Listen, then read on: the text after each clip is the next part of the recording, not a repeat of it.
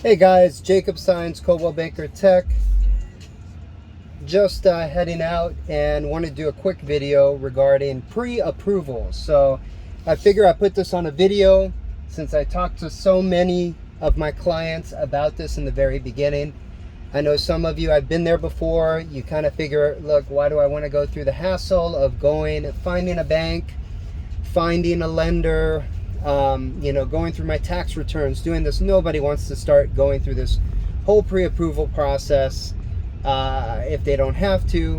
But that being said, guys, I will tell you, when it comes to house hunting, being serious about buying a home, that is your number one step. And I'll go ahead and explain to you here why that is a necessity. Do you absolutely have to have a pre-approval to make an offer on a home? No, you don't. So you can make an offer on a home with no pre-approval, but that being said, the other party, it's not going to be attractive to them, and they most likely will not accept that offer.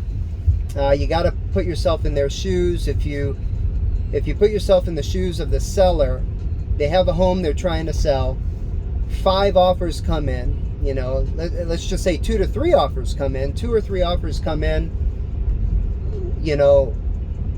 all of them but yours has a pre-approval attached to it. So basically the pre-approval is stating that, yes, preliminary work has been done.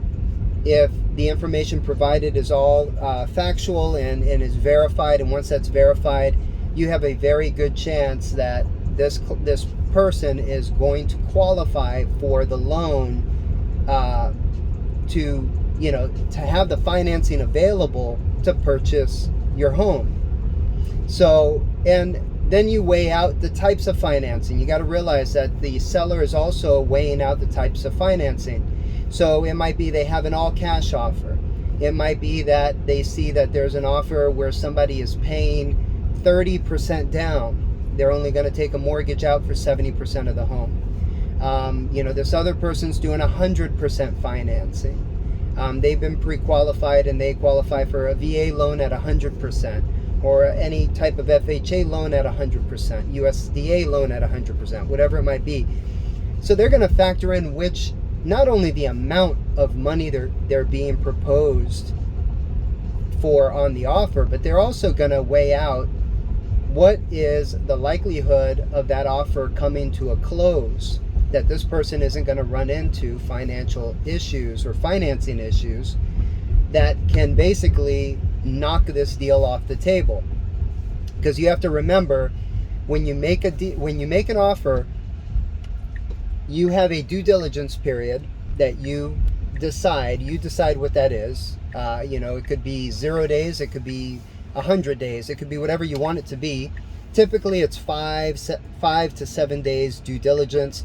This allows the buyer to pull out of the negotiated offer for any reason whatsoever. So they don't have to have a set reason. They can pull out for any reason that they feel they want to during that time.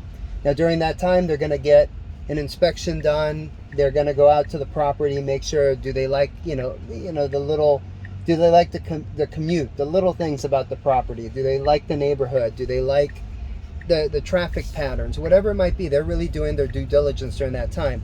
Now, after that set time, after the due diligence period, you are now basically dedicated to that contract. Also, during that due diligence and inspection period, you would have done your inspection, you would have done your inspection response. So all of that's been done during that period. So once that due diligence period is done, the only way that the buyer is going to legally back out of that contract, once they've agreed to move forward past those due diligence days, is if their financing were to fall through. If their financing falls through, there's really not much they can do. If they're seeking financing elsewhere and nobody can finance them, they just don't qualify, well, the deal falls off the table. And believe it or not, financing can fall apart just a day before close. All of a sudden, I've had it happen, 6 days before close, where we had an issue.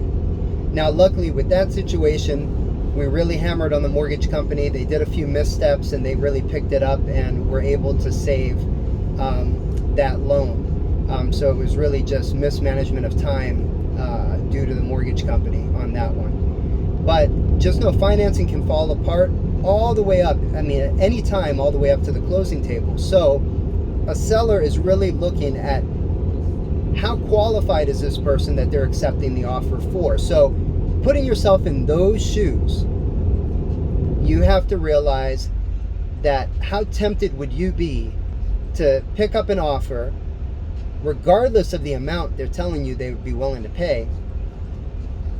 Would you really accept an offer from someone who has not even taken the time to find out if they're qualified to pay on an amount that they're saying they want to pay you? No. As a realtor, I would advise you not to do that, because if you're the seller, I would say, you're taking a big chance taking that offer in, because at the end of the day, when you accept that offer, you're pulling your house off the market. You're showing that the house now is under a pending status. And if for whatever reason it finally falls apart because you find out the person, he or she thought she could afford that house, come to find out they can't. So a week or 2 weeks go by, and all of a sudden your home comes back on the market. Well, the seller can't advertise to everyone, hey, this is what happened. This was the bozo who thought that he or she could afford the property, but they can't. They can't do that. So what they to the public, that home now is going to look like, hey, why did it come back on the market? Did something come up during inspection process? Did something come up as a negative on that property? And unfortunately, that is going to hurt the seller.